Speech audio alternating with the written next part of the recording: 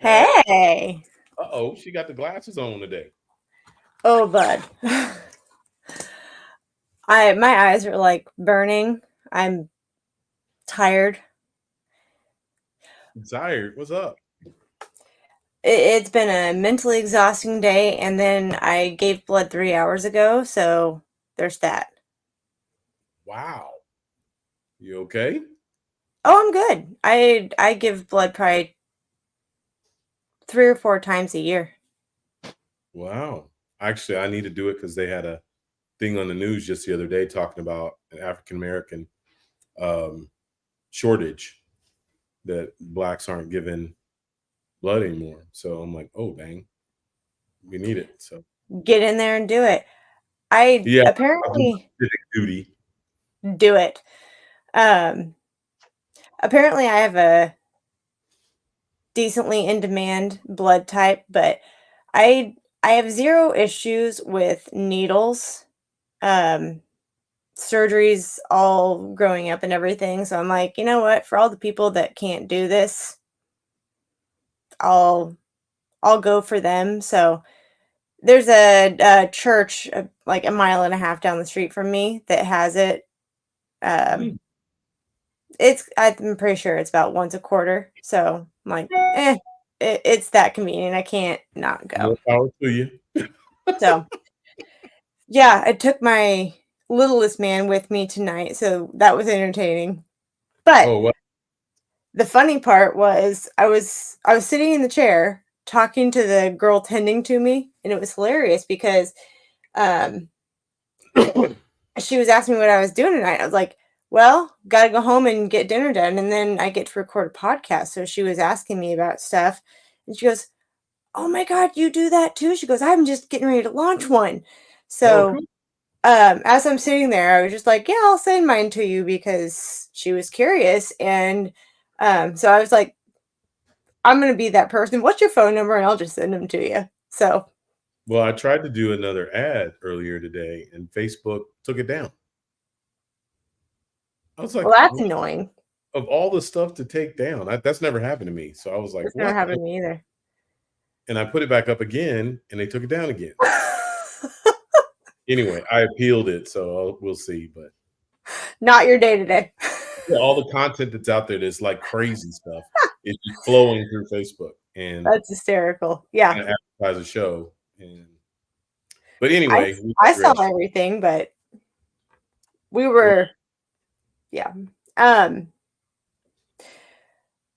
what did we talk about last week?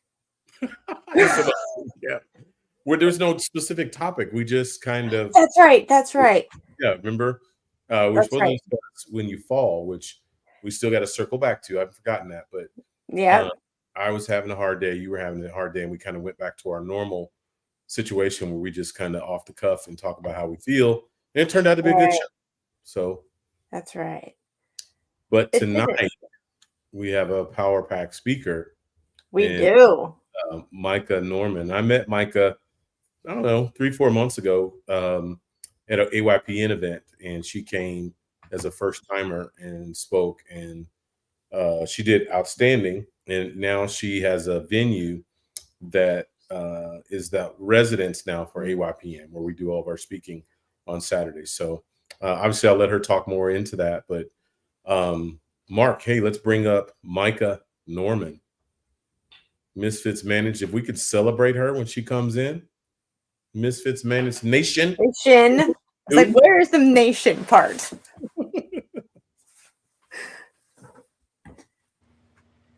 here she is. Micah. Hello. Hey, welcome, welcome, welcome. Thank you. I How you love doing, that. lady? I'm good. I'm good. I've been like teetering on excited, nervous for this whole thing and just really going with the flow. I was like, I'm not gonna overthink it. I'm gonna come in Nope. and just Don't go overthink with it. the flow. So I'm excited. Well, Landing on excited. yeah, we're very similar to what you experienced with AYPN. So, Yep. Yeah. um, I mean, yeah, we have structure, but we want you just to flow and be yourself. We're Perfect. Yep. all we're all misfits here, and have our quirks and all that. So just flow and be yourself. So, And if you people. don't mind, since you're new to our space, Misfits Managed Nation would love to know who you are. So if you could introduce yourself and maybe talk about a little bit of what you're doing, what you got going on in your life right now. Absolutely, absolutely. It's been a transitionary period for me, and I'm right on the cusp of a lot of really fun things taking off.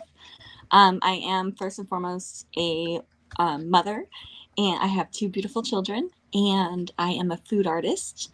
I I I teach a course called Food is Art over at Johnson County Community College, and we really do focus on pairing and the beauty of and the art of food, like eating it, but also making it beautiful. I'm a pretty good charcuterie artist, so we get to have a lot of fun with that. I also am the event manager for the event space over in Olathe. It is the Yellow Door event space, and very excited to have AYP in there. And it was in May that we met whenever I came to my first one. And You're listening. yeah, it was. And you're right. You're right. You said it's just like AYPN here, and AYPN was so great for me because I just came to visit and support a friend, and the whole community immediately was like, "Oh no, come speak, be yourself." Yes. Like, okay, cool, I can do that. That's how we roll. That's how we roll. That is how they roll. Now I'm proud to say that I am actually event coordinator for AYPN, and I'm just so excited to be part of building that foundation. Also got to do a little event coordinating with BY. Okay, Becoming the Better You. I can BTBY? Yeah, BTBY. There you go. When we get all of them together and I'm talking about them, I'm like, there's too many, guys. There's too many. It's alphabet soup. It's fine. Yeah, we'll just call it what it is. The acronyms just start flowing. Yeah. So, but I do love the BTBY. That's all so much fun. BTBY? Yes, thank you. Can't say it without us saying it again. So. No, you can't. So I was very excited to be such a big part of that, and it's just my favorite part about that was nothing like I thought it was going to be. You know, I knew it was going to be power packed, full of inspiring speakers, and it absolutely was. That was all there, but it was the little moments that I found as being a part of prepping it, like the one that the 3 of us had, just to break outside, right? But there were so many of those beautiful moments because there were so many beautiful people, and I just talking about the sidewalk hangout. Yes. I happened to be in a place where I was able to be a little bit of everywhere all the time, so I really got to be a part of those special moments, and that was just amazing for me. So, yeah. Bryn does a great job of assembling. That's what she is. She's a collector of pieces. She does a great job of assembling different artists and talents. Yeah, it was the best team I've ever worked with, for sure. Absolutely. That's awesome. So. We need to talk about your event space because I hear that I'm like, ooh. Yeah, so it's a beautiful event space. It's actually, it used to be an old bank in Olathe. Like historically, it's an old bank. So you can see the vault outside. It's really cool. And so it's but then it was a residential space. And then my boss, Tata, who's a beautiful person, an amazing artist. Tata. Yes. Yeah, she's amazing. She's like the sweetest person in the world, but spunky and as boss as you get whenever it's time to be that way. So she's a really good example in my life right now. But she turned the residence into an event space. So it's got a great big outdoor space. It's got 2 restrooms, a kitchen packed full of all the things you need, and just every corner is a photo op. This looks so cool. Every corner is a photo opportunity for sure. Yeah, it is. Yes. Oh, that's right, Lauren. You've never been there. Yeah, no, I'm looking through it right now. It's really cool. You got to go. That's because you just had the show Saturday for BTB or for AYPN. See. Yeah. Well, I'm thinking first local Misfits Managed live. Oh, don't get me started. Because like I found 2 rooms and I'm just like, yes. And Micah, I got to give you hats off because no attack on Bryn, but I had eaten before I came because I'm not used to good food, so to speak. Oh, no, you can't say that. Well, no, what I meant was like, I don't know, finger food.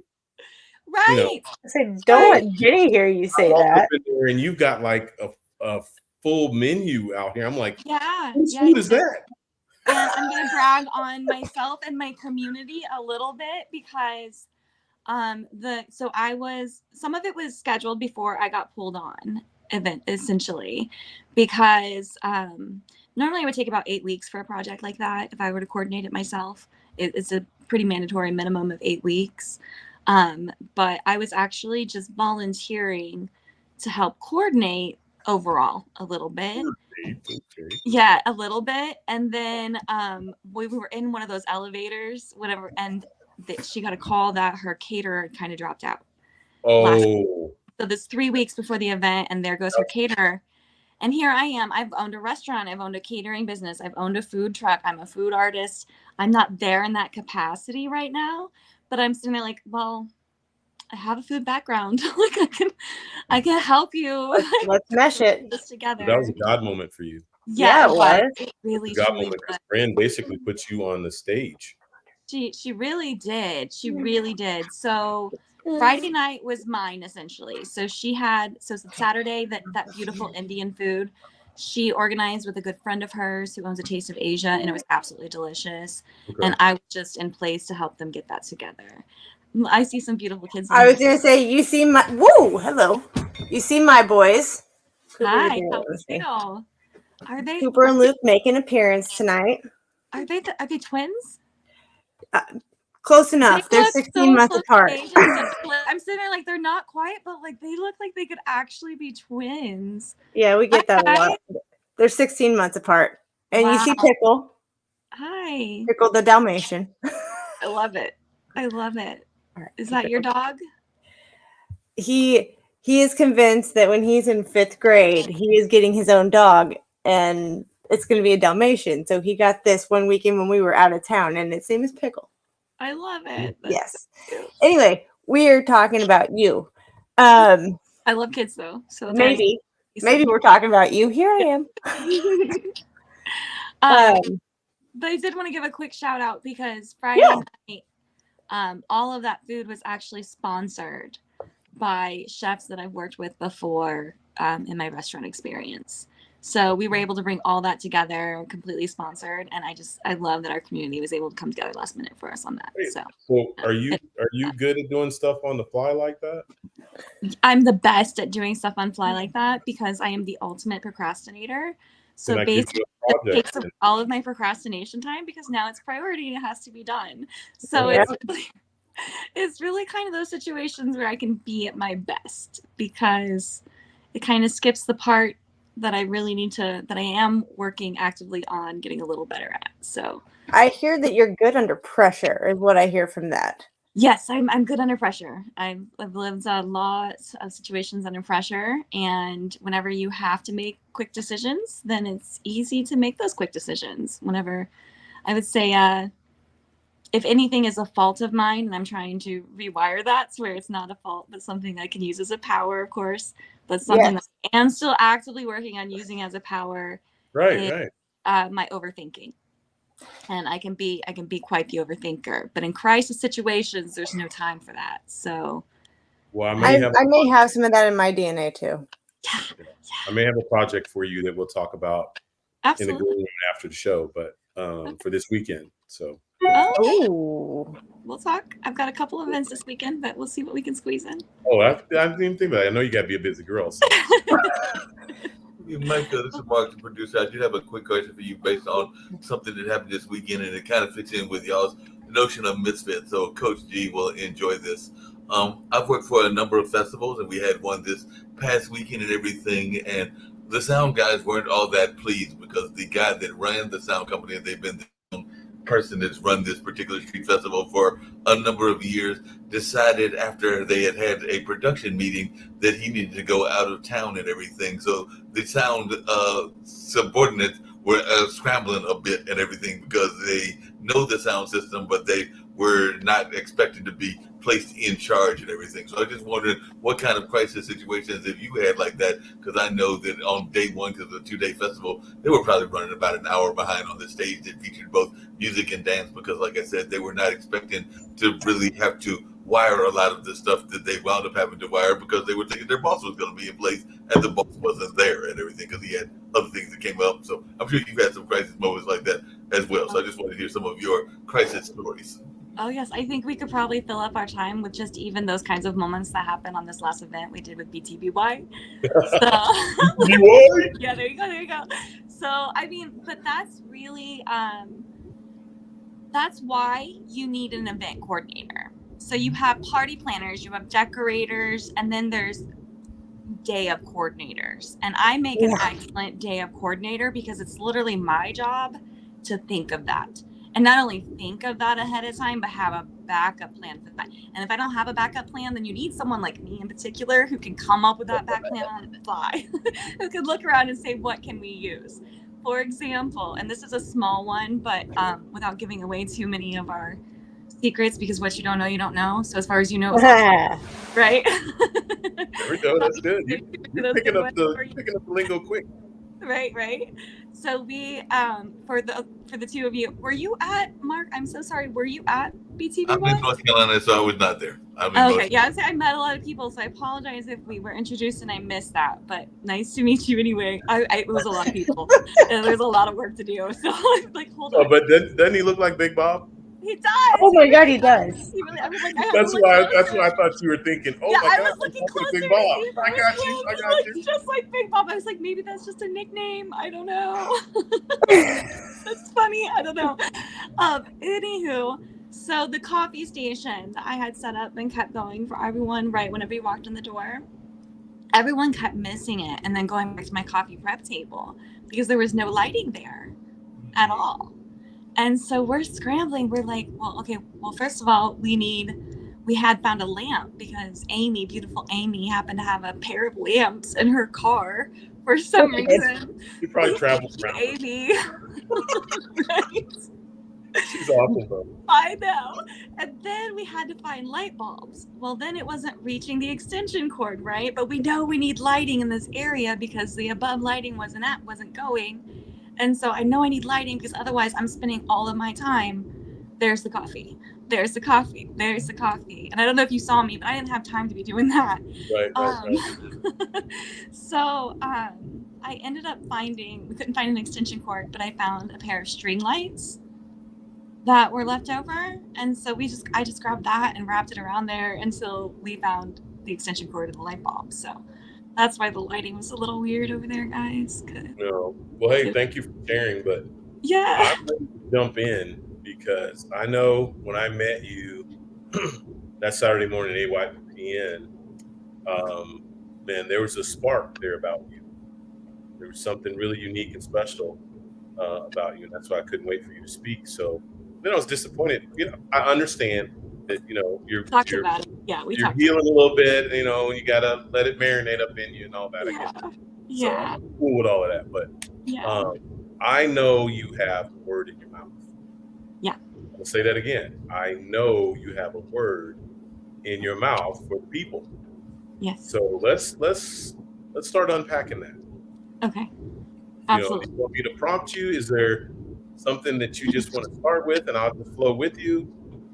Well, so I mean, we talked about the inner child things when I was thinking about this, and because I mean, I have been told since I was 11 years old that I should write a book, and the plot has only thickened. I mean, I just turned 40 years old last month.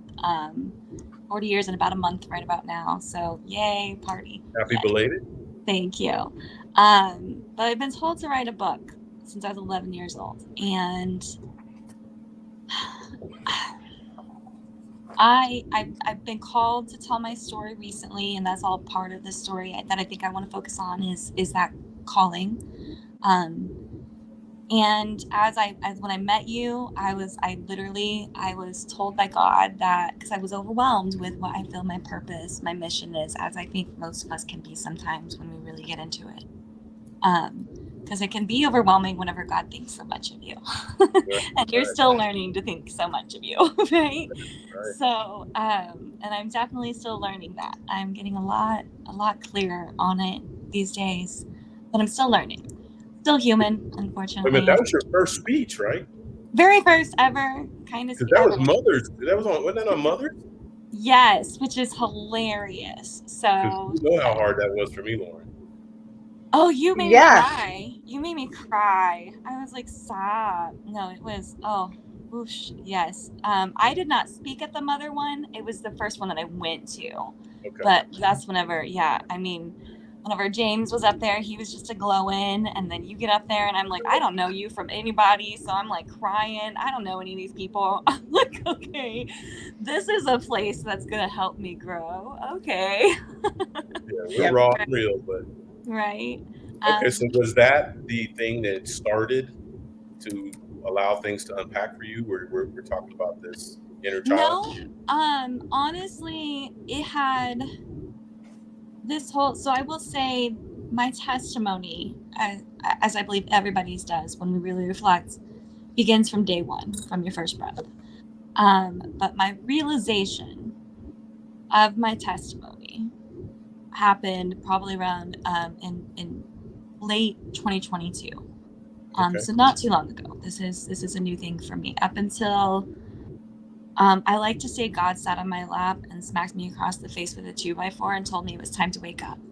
Because that's precisely how it felt for quite some time. Wow. And when I tried to ignore it, the smacks got a little harder kind of thing. But it was definitely, I was up until November 2022, I was in my mind, and at this point I understand I was just very lost and confused, but in my mind, I would have told you, had I met you, that I was an atheist, and I believed in nothing outside of what is here and right now in front of me. Okay. Yes. And it took all of a few months for me to be like, okay, well, I was wrong about that, but now we got to figure out what this is. Because it became very clear to me that I was not alone, which was something that I definitely want to speak on, is that aloneness. Definitely something that I'm being called towards. I was facing a lot of changes in my life. I was facing a lot of transitions at the time, and somehow through all of it, I just kept being pulled closer to God and closer to within myself. I make it sound easy. It wasn't. It's not. It's not easy, but it does seem to get more peaceful as I go through and as I heal. Okay. So can you say those dates for me again? So I'm gonna just call it your on the road to Damascus moment where you encountered God. Yes. Sitting on your lap, slapping you with a 2x4. I love that. Yeah. No. What was that date again? About November 2022. Yeah, November 2022. So I was 38 years old at the time. I was working about 120 hours in my restaurant, running a catering business and marketplace, and had a couple of kids, and that was the beginning of my divorce as well. Okay, 11/20/22. I'm gonna have to look those numbers. I'm a numbers guy, so those numbers are significant and mean things, especially if you're talking about you had an encounter with God. Those numbers mean something. Well, I'm gonna throw some more numbers at you then, and we'll go backwards a little bit. Because when I found out I was going to speak here tonight, and I talked to you both about it a little bit this morning, I really wanted to kind of hand the mic to my inner child, right? Oh, come on. Right, because I want my first chance, because I've spoken once before, but it was a specific topic. This is the first time, and I've done presentations for businesses, and I've been on a podcast for a business, but this is the first time anyone's invited me just to learn a little more about me, to give me a voice. Yeah, right? well, you're that special. Yes, thank you. Yeah, and we got a shout out to Shannon. She's saying hello. So, Hi, Shannon. Hi, Shannon. So to really honor that, I thought it very important to give my inner child a voice, because I believe that's been a big part of what my testimony has been about. And when I say my testimony, I mean from my very first breath. So, I'm sorry. What is she saying right now? She is saying,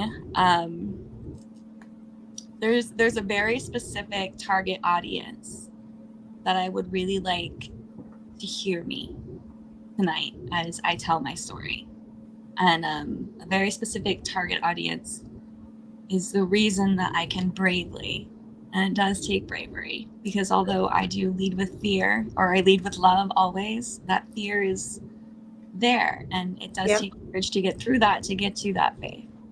So it's because of this group of people that I can stand here and hand this mic over to my inner child.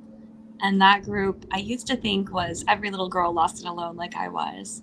But as I thought about it, it's really just anybody who's ever been in a place that they were afraid to say no. Yep. Anyone of any age, gender, religion, race, creed, I don't care, whoever you are. If you have ever been in a place, a position where you had legitimate reason to fear, and maybe not even legitimate reason, where you felt fear around saying no, that's who my inner child would like to see. Because I was raised in an area where no wasn't easy to say. Wow. Not in any way or capacity. No, something I feared saying. I spent a lot of time honing some really brilliant skills of reading a room and of reading people and of knowing who was safe to be around and who wasn't, and of masking myself in a way that I could keep myself safe. Because if you liked me and you were happy with me, then I was safe. Yep. And I honestly cannot remember a time that up until this healing journey of mine, that I could stand in front of someone and say, I'm safe. And between you and me, I'm still healing in that. There's still, as I evaluate myself, as I look at situations, and I'm a little nicer maybe than I should be. Maybe that was a little more audacity than that guy should have had, and I should have just been like, no, dude. That I'm like, oh, no, thank you, Yeah. I'm still working on it, right? I'm still working on it. I am still working on it. Maybe my recovering people pleaser right here. Right. Recovering people pleaser. And that sounds like such a unloving thing to be, a people pleaser. But it's not. It's love for yourself. Because the truth is, when you're in it, when you're really in it, and when you're born in it, you don't see it as an option. You don't see it as something that you're giving up of yourself. No, you're protecting yourself. Yep. And this is me like giving my inner child a pat on the back, saying, I don't know if we can curse on here, but good effing job, lady. Because I was a chameleon for a very long time, for a very large part of my life. It was an amazing chameleon because I could make anyone love me. I could make anyone enjoy being around me. I'm an excellent marketer, for the record.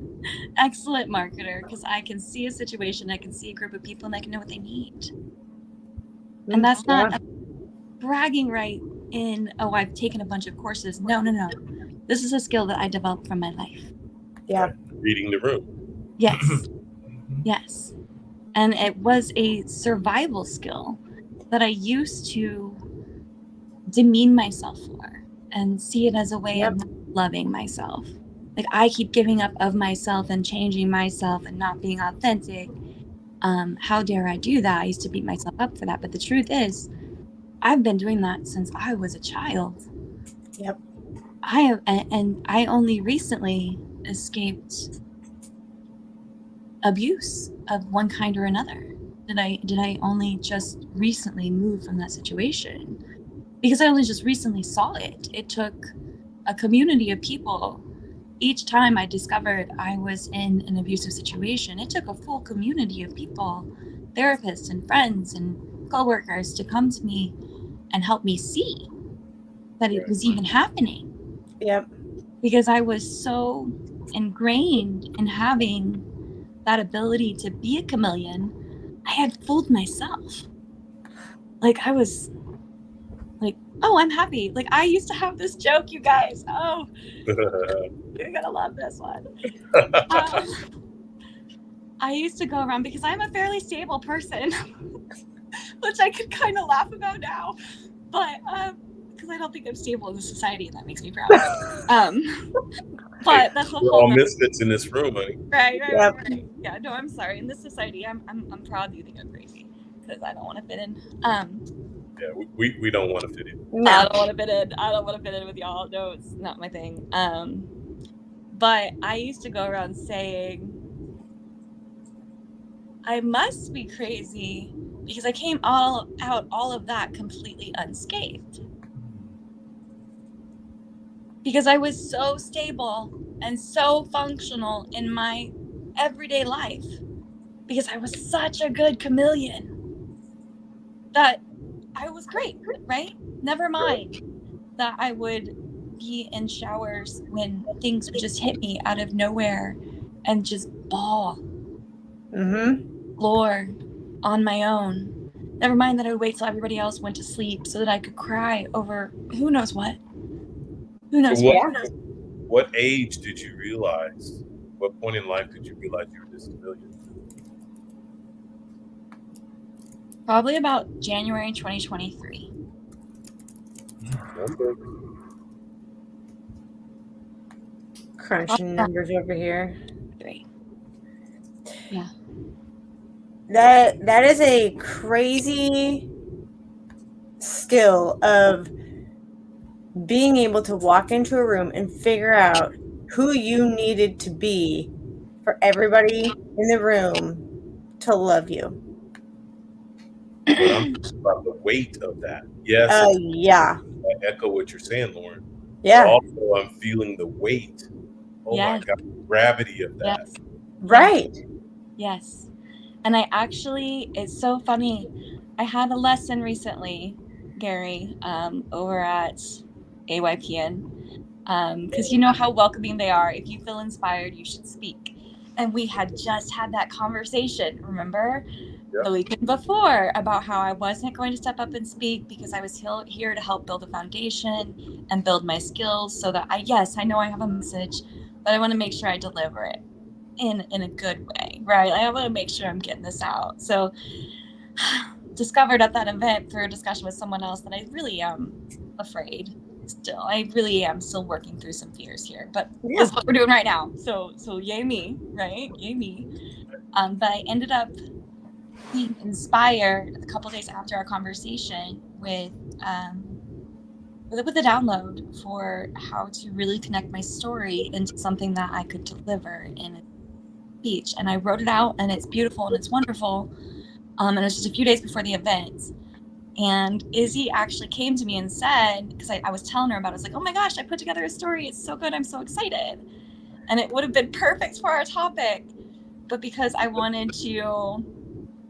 convinced myself I wanted to just step back and build that foundation. I didn't step up and speak, but I should have. But here's the good part, okay? The good part. It took me all of a few hours to realize all of that, pull it back into the cycle of understanding that I needed to understand, and then bring myself into that self-love that I really needed to get to where I could sit right here today and tell you this. So I was just like, okay, I see the lesson. I feel it. I got it. Here's how we're going to move through it. And was really able to accomplish that. So, but the lesson was about breathing. It was about taking that breath, breathing in God's love, and breathing out all of the everything else. I have a question for you. What was your turning point that got you to finally feel like you were, or I don't know, feel convinced, because I've been there too, feel or convince yourself that it was time to get up on that AYPN stage? It was Gary knew that was coming. That, I mean, yeah. at AYPN, you don't really have a choice. If we figure out you've got a story. Oh, yeah. So okay. Well, hold on. Before you answer that, I want you to read, because we're gonna give you some fuel here from the audience. Jenny's comment. Jenny's Okay. comment.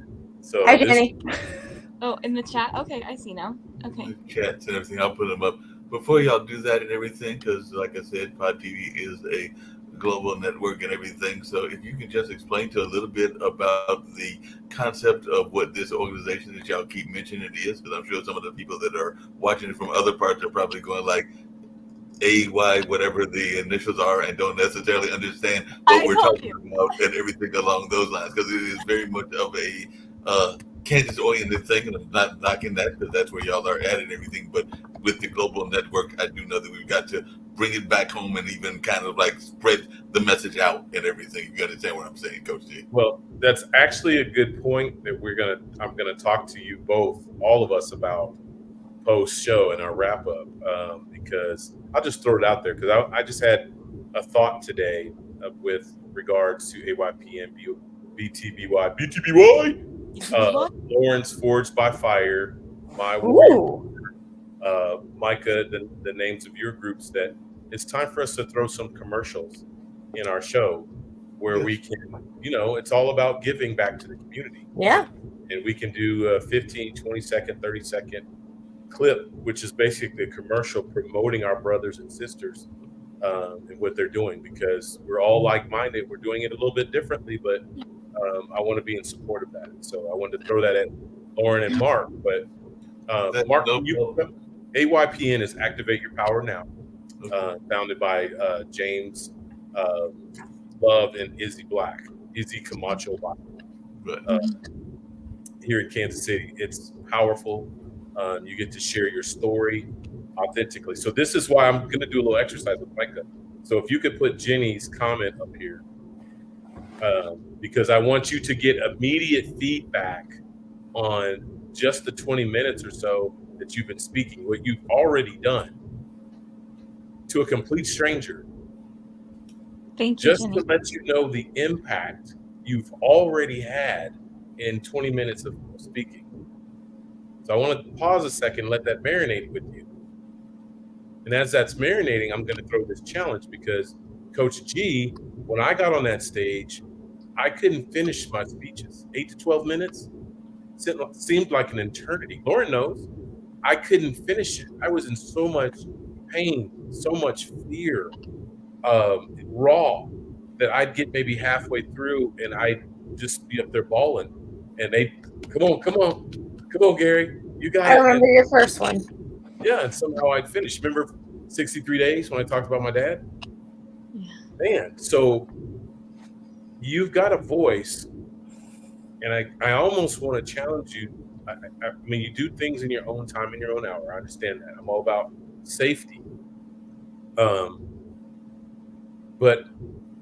what I know of you, Micah, is similar to me and similar to Lauren, is there's a group of people attached to you, a sphere of influence that's attached to you that Coach G can't reach, Lauren can't reach, Mark can't reach. Only you have been assigned to reach. And they're waiting on you, honey.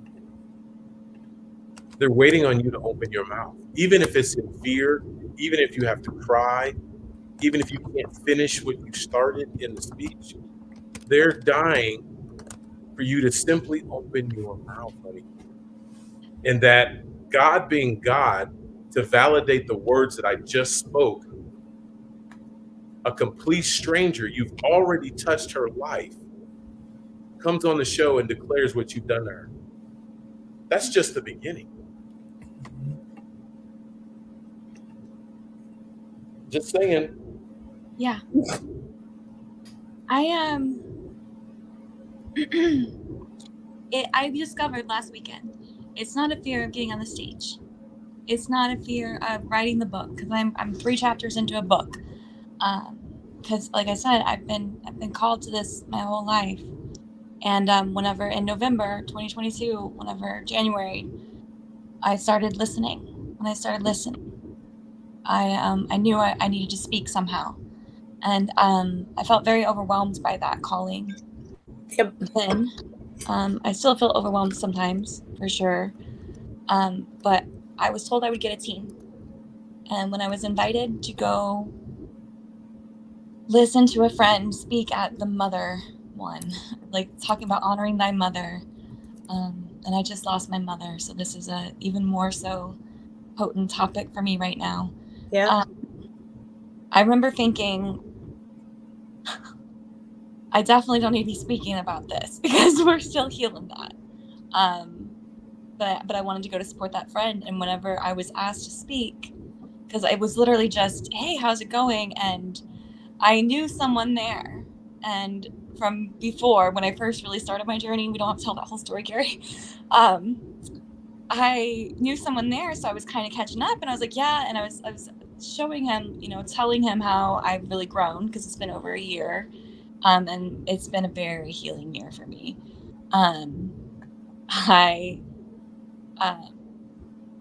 James just looks at me and he's like, you should speak. He's like, everything you just said, he's like, you should speak. And that's how it happened with you guys. I'm just like sitting here talking about my life. Shannon was there. She said it was incredible. And people turn around and they're just like, you should speak. And I'm like, okay. So then Izzy and James interview me, and I tell them a little bit about my story. And they're like, yeah, absolutely, come speak. Which one do you want to speak at? Right there, Jennifer. Yes. Did you see that, Micah? I can put it back up and everything, because that actually was.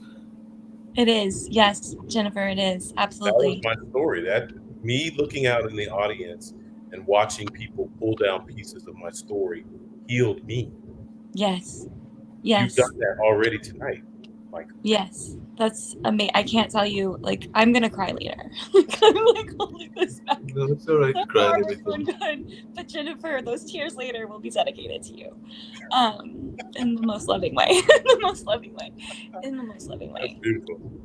But it's funny because whenever James and Izzy sent me the topics, I was like, yeah, I would love to speak at this one. I love to speak at this one. I love to speak at this one. And I actually specifically said I wanted to speak at the balance one way back then, because my word that I was given by God in the beginning of all this was balance.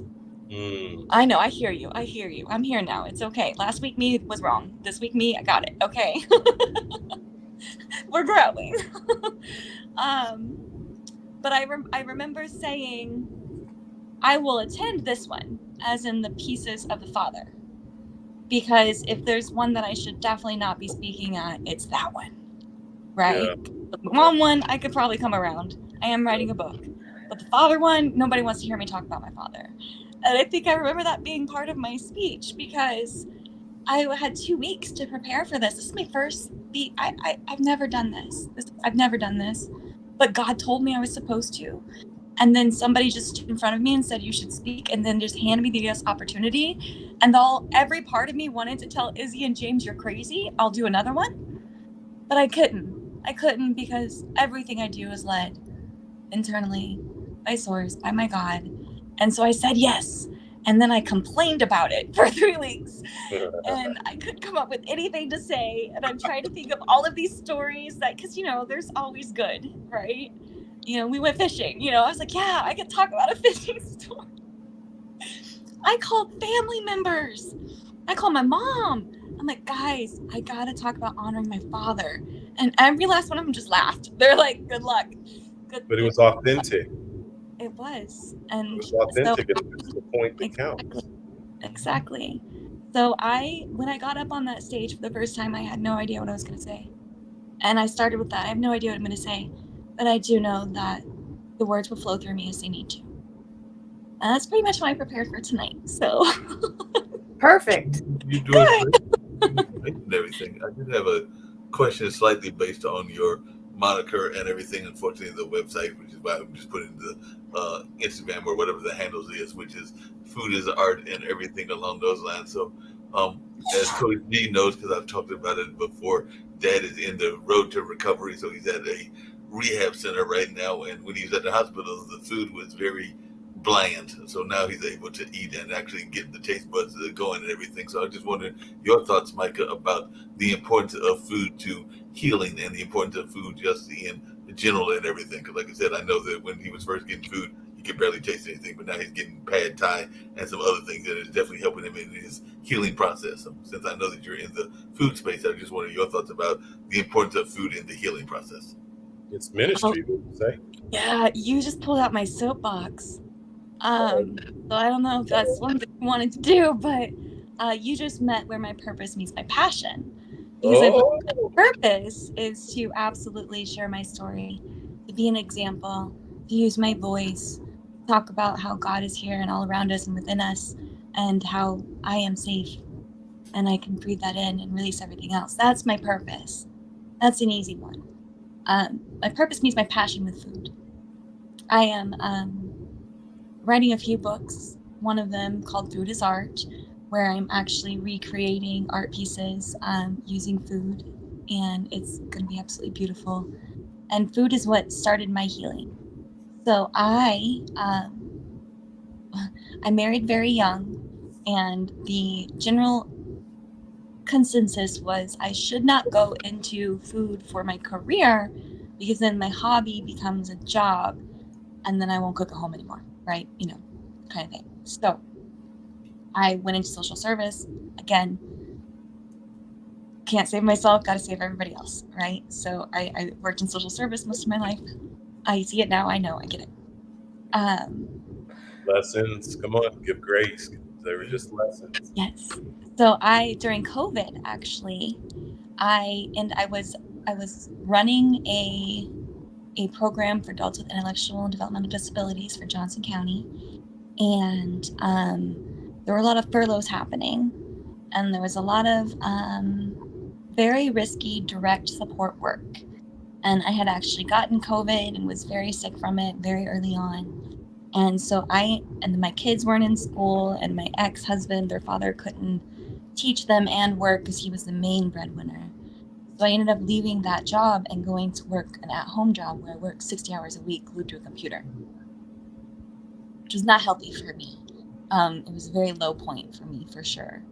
And I started eventually making charcuterie boards because I had seen one online one day, and I was like, oh, I could do that, kind of thing.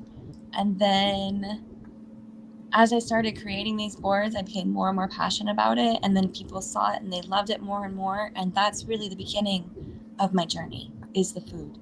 It was me seeing value within myself and others seeing value within me, and then taking all of that and transmuting it through my art into something beautiful. And that's my gift, is I can make almost anything beautiful, and I can absolutely see the beauty in absolutely anything. I used to feel like it's my curse because it's gotten me in a few situations, and I've been called naive on more than 1,000 occasions. But I now see that as a superpower, because you aren't changing me, and that's important. But back to the food and how healing it is for your body. Like, we're going to come right back to that, but I wanted you to understand how important it was to me. The book that I'm writing is called My Mother's Daughter, and each chapter begins with a recipe from my past, because throughout my entire life and all of those moments, those blessings, those glimmers, those angels, I can always go back to those moments with food, because food does feed our soul. And that's something I talk about in my class, is we go through drive-thrus all the time, and food that's more and more being made by machines, which is disgusting. But what you don't understand is I could make you the same food in a good mood or a bad mood, and call me crazy, but I promise you the one that I made with that good intention, with that love, with that good mood, is going to taste better. And I've got it in the books. That's true. I'm just saying, I've experimented. But whenever we really think about, and it's not even, to me, it's not even necessarily about eating the carrot versus the chocolate. It's more about truly appreciating where those ingredients came from, and not just like they came from our beautiful earth, but the people, the energy that was touched. Yeah, it's transferred like into when I touch food and the passion that I have with food, I believe that's why my food is so successful. Not just because it's beautiful and delicious. I honestly think I could use the same ingredients as someone else, make the exact same recipe, and it'd be slightly more enjoyable. maybe even more healing. It was Because of fire. the love and the passion that I put into it. Because I care. Yeah. And that's the difference between me making your food and a machine making your food. Right. So yeah, you think the people in that facility had a whole lot of passion in the food they were creating in there? No. I'm betting I could have taken the same ingredients they used and prepared it with the way that I feel about the people in that situation, knowing that they need extra care and love, and knowing that they really need that. Like, I feel like I might have even been able to help. And I think that's the difference. So yeah, whenever he comes out and he goes to a local pad thai restaurant and that guy in the back has been making that his entire life and it's a family recipe and something in his heritage that he's really trying to carry on, yeah, there's some love and passion in that, and it's going to make him feel better. Yeah, that's the interesting thing because my dad's lady love, and they love when I use that term and everything. But my dad's lady love, his her son is actually a chef, so I know he's been bringing some food, and some of the other people have been bringing food by. That is more of that personal touch that you're talking about because he's actually the bartender and involved in other things with a particular local bar here in Durham and everything along those lines. But Makai, and then I'll let them finish out the rest of the show. I think you'll get a kick out of this. I don't think that Coach D has ever heard me tell this story on this particular network, but I am not I eat out way too much. I know I've talked about that here on this show and everything else, and I eat out way too much, but my brother is a master chef and is an experimental chef, just like my dad, who is recovering, is, and my mom. But part of what happened when I was young, talking about that inner child, is that there's a 7-year gap between me and my brother, and I'm in my early 60s. But when he was a preteen, like maybe around 6 or 7, he decided he wanted to cook, and I've always been an avid reader. So I picked up the cookbook and read him the cookbook, which is probably why he's a better cook, and I'm still a good reader and a good talker, and all along those lines. But he is definitely. We'll even talk about that because he literally climbed on the oven and would be like, here's the cookbook, read me the instructions, and then he would create that dish of passion and everything. And I'm sure you maybe seen that yourself, Lauren, with your 2 kids and everything, where one is helping the other out in one form or fashion. Yes. And getting those kids in that kitchen is such a big deal too, because they will eat more food if they have an active part in preparing it. And as far as energy goes, I think it's even more than that. I challenge you, actually, if you do eat out a lot, I want you, instead of, because sometimes we can't change that. I get it. I eat out a lot. I eat way too much cereal. Whenever I'm alone, it's just me. A couple of time for everybody. I eat so much cereal, you guys. It's a thing. But I do challenge you, the next time you eat out, instead of eating it from the takeout container, and oh Lord, instead of eating it in your car, go sit down somewhere, arrange it on a plate with love. Use your energy to put into that food. Maybe you couldn't create it all yourself, but you can take it from that container. You can put it onto that plate with love. You can put a little salt and pepper on there and make it look pretty. Put a sprig of parsley. Put a sprig of parsley. Because your inner you is not going to know that that's not special now. Because you made it special. And I think, and if you focus on that food and are truly grateful for the intent of that, you're still receiving that energy. That's one thing my kids always loved, because I'm a busy person and I get tired and don't want to do the dishes just like anybody else. And so when we would do, frozen meals or something, because I've had a TV dinner or two in front of my children, regretfully, they would always compliment me on how I could make even that seem special, because I would take it from that container and I would put it on a plate. I put a little butter on the mashed potatoes that came from, yes, please, made from plastic, I put a little butter on them, you know what I mean? But even that small step, it's about the energy and the exchange of that. And I think the closer we can get to really appreciating the energy that we're taking and putting into our bodies, instead of just trying to do it as quickly, as fast, without intent as we can, trying to keep up with, again, the society I don't want to fit in with.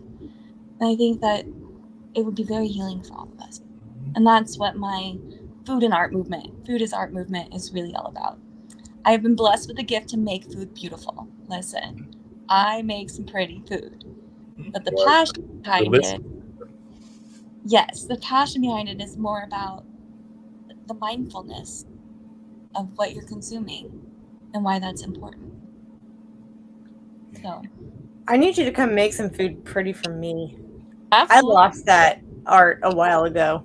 I love playing with my food. I love it. Well, When I first started, I would have friends buy ingredients because I'm too broke to practice as much as I wanted to. So they would buy the ingredients and I would just build it for them. Be like, yes, let's go. For people. Finally Do you ever deliver out of state? That was my question because I'm going like, she sounds like she's got all this wonderful food in Kansas City and North Carolina. Kansas City isn't that far of a delivery and everything along those lines. So I was going like, I wonder if she could deliver some food to Durham, North Carolina, because the way you're describing this pretty food, I'm going like, this sounds like very delicious, and I need some of that in my house at this particular moment and everything. So I don't know if that's enough. I'm looking into some food production in the future, so keep an eye out for that. But when I was creating and from the restaurant, we looked into shipping, and it's not cost friendly. Right. Well, I want to throw something at you, Micah. There's so much that we've learned about you tonight, but I want to offer. Are you available next week? Next week? Next Tuesday? Next Tuesday? I have to double check, but I think so. Okay, if so, I think we need to do part 2 of this because we've learned a lot of great, powerful things about you, but I honor what you started with. Yeah. There's an audience of little girls out there that need to hear that story. Yes. Unpacked. And I want to give the full time to that. So we've got some nuggets that we can chew on through the week and promote the next show. But I think that word that's in your mouth that you're pregnant with has to be delivered. And I want it to be delivered here on Misfits Managed. So Misfits Managed Nation can hear it. Okay. So that's our second invite if you're available. Yes. You can come back and everything. Along those same lines, and I know we're wrapping up and everything, and maybe this can be part of part 2 as well. I kind of alluded to it before. I am friends with a number of restaurateurs and restaurant owners here, not just in North Carolina, but throughout the East Coast, but mostly in North Carolina and everything. So I was just wondering, because I've seen a lot of them struggling, partially because it's just a difficult business, as you know, and everything, but also there's a lot of development going on, not just here, but in Kansas City and everything else. So what kind of advice would you give to folks that are thinking about opening up a restaurant or want to keep their restaurant going? Because I have a dear friend that just recently closed one of his coffee shops, the BU. He's got multiple shops, but he had to close the main one downtown because of all of the construction we've been having in our area.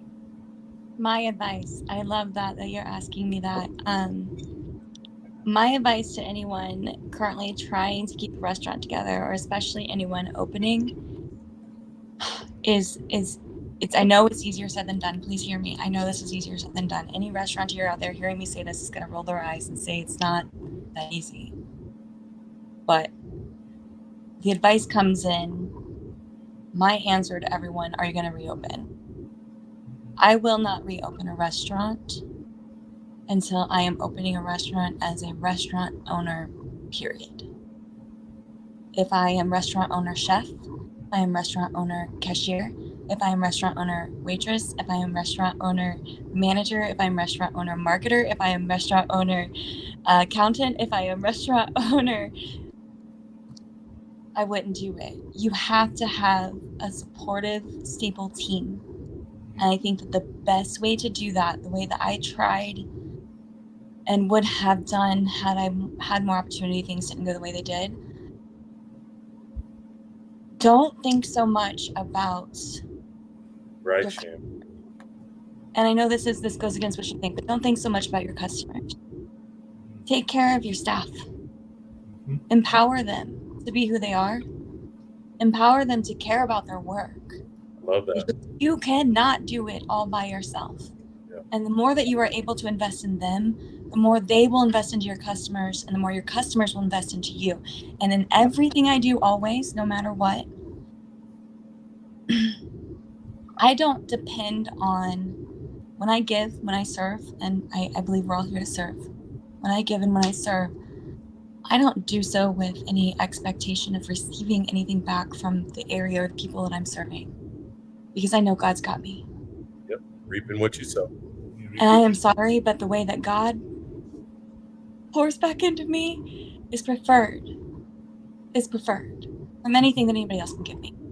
So if you can keep those things in mind for any kind of business that you're running, quite frankly, I think it'll do you some good. reason Well, I I'm think that's laughing. why we got to have you back, because you poured tonight. Well, he was definitely pouring. The reason I was partially laughing, just so people are probably wondering why is Mark laughing and everything, and something you said to Makai and everything. 'Cause like I said, Dad is in that rehab home and everything. But Dad, when he was a youngster, got people organized in union movements and all along those lines. He did it on the university. So, as you know, a lot of times the workers are the ones that, particularly, oftentimes, as you know, Coach D, they're minority oriented and everything. So he's actually been having unbeknownst to the people on the staff, some union conversations, because he's like, y'all need to get unionized and everything. But that's something that is unfortunately isn't done enough and everything. So he's actually been having those conversations with some of the people that are attending to him. So Dad's Lady Love shared that with me. And I'm going like, yep, that sounds like Dad, a rebel rouser. Yeah, I know it's tough when it comes to bottom dollar and the society that we've got. There's a lot of people who are pretty can kind of really want the world for not a whole lot. But in a perfect world, as an employer, I would see my staff, my employees, as an extension to my community and my family, and as the hierarchy, as the head of that, because that's just what it is. As an employer, then it is my responsibility to provide, just as in a family unit. Because if we take this all down to community, we all take it down to even just the most base community, and a family unit, it's that person's, it would be I would need to provide to you what you need in order to provide to me. Like I said, it's a cycle of, if you're not just trying to give the bare minimum, then you're not going to get the bare minimum. And again, it's not your customers that you need to pour into, because if you are an owner and you are just an owner, and that it takes a lot to just be an owner. Trust me, I did it all for quite some time. But it's a job just to even own a business. So if you are doing that correctly, you can do just that correctly. And if you are pouring into your employees, then they're pouring into your customers without any hesitation, with authenticity. Right. And your customers will feel that, and they will pour right back into you. And trust me, I know, I've got the cheat code. Good Lord will pour right back into you too. Yeah. And it sounds like an investment, but it is. Hey. You're going to invest it somewhere. Absolutely. Well, Micah, I want to show you what Mark's got up on the screen right now, because confirmation of you don't have to necessarily have a plan. Mm-hmm. And I forget things all the time, and I come back. I have a whole speech written out. I come back to whatever I'm going to say, and I'm like, I didn't say any of that, but whatever I said needed to come out more. So know that about this, AYPN, and anywhere else you may grace the stage of. Because absolutely what comes out of your mouth is what people need to hear then and there. And I'm really hoping that you can confirm that you are open next week, because I'm excited to have you back. I'm excited to have you dig into some more of what that little girl inside you's got to say, and what she needs to roar on out of herself. Yes. So, I feel like she's screaming right now. Yes. And that's why I said I was going for the mic, but we just kind of touched the surface, I guess, just to know you kind of thing. But yeah, I definitely will. I should be able to be here. I will confirm that as soon as I clear off here and check that calendar of mine. But I'm just really grateful to have a safe space, to feel confident enough to hand over that mic, because that is extremely important. I mean, absolutely. I have a very strong practice in breathing in and reminding myself I am safe, and reminding her that I am safe. And it's really helped bring me to more people like you. So thank you.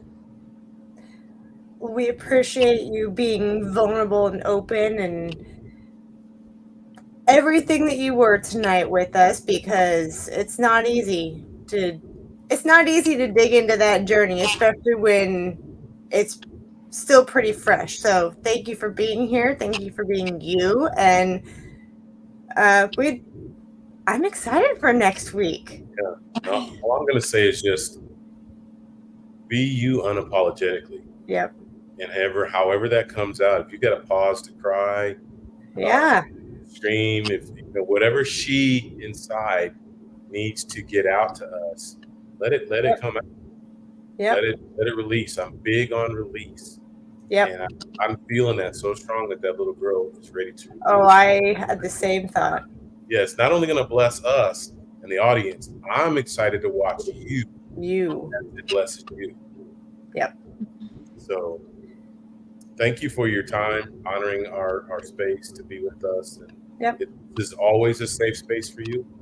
Thank you. You know, because you are our type of people. Just crazy enough, man.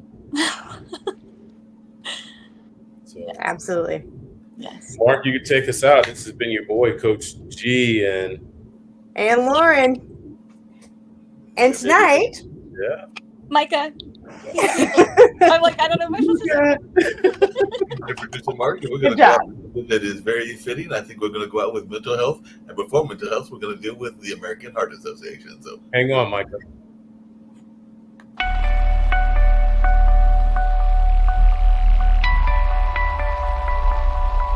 There are moments in life we wish we could freeze in time. We live them. We live for them. They are intimately personal. They are gladly shared. What is life if we cannot experience these moments of joy, wonder, and happiness? We want people to experience more of life's precious moments. To do that, we must be healthy in heart and mind. For the heart is where life's moments are felt most, and the mind is where these moments become memories and are relived again and again. It's why we've made better heart and brain health our mission, and together we've made an extraordinary impact. Healthier adults, more active children, stronger survivors. But we are just beginning. Until there's a world free of heart disease and stroke, we'll be there, making a healthier, longer life possible for everyone. You may ask, why do we do what we do? The answer is simple. Because we are the American Heart Association and the American Stroke Association. And life is why.